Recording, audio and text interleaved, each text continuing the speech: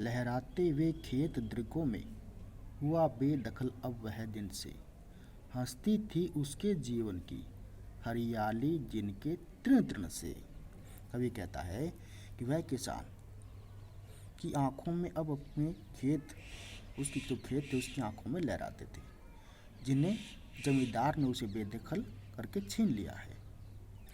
जमींदारी युग में किसानों को खेत के पट्टे दिए जाते थे, जबकि जमींदार लगान नहीं दे पाते थे तो उनसे वो खेत छीन लेते थे। उसके वे खेत उससे छीन लिए गए हैं, जिनमें उगे हरे तिनकों की हरियाली से लहराते हरे भरे खेतों में एक एक तिनके में उनके जीवन की हरियाली खिलखिलाती रहती थी। अर्थात उसके खेत छिन जाने से उसके जीवन में जो प्रसन्नता है वो नष्ट हो गई है।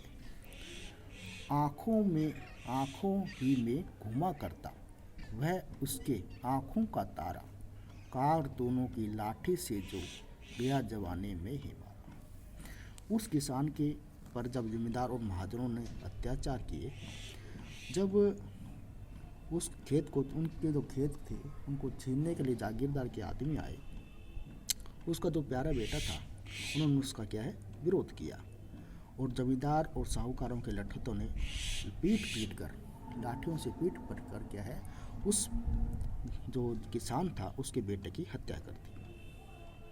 अर्थात खेत से बेदखल होने का विरोध करने पर उन लोगों ने उसके इकलौते बेटे को मार डाला।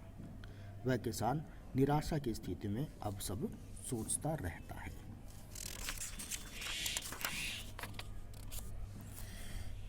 बिका दिया घर द्वार महाजन ने, ब्याज की कौड़ी छोड़ी, रह रह आंखों में चुभती वह कुर्क हुई बरथों की जोड़ी।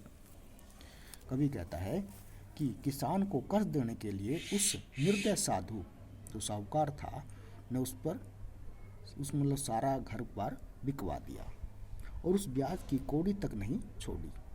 उसकी आंखों में उसकी वह बेलों की जोड़ी बार बार रह रहकर कसक पैदा करती है, जिसे साहूकार ने उसे कुर्क करवा कर छीन लिया। अब वह किसान यही सब सोचता रहता है।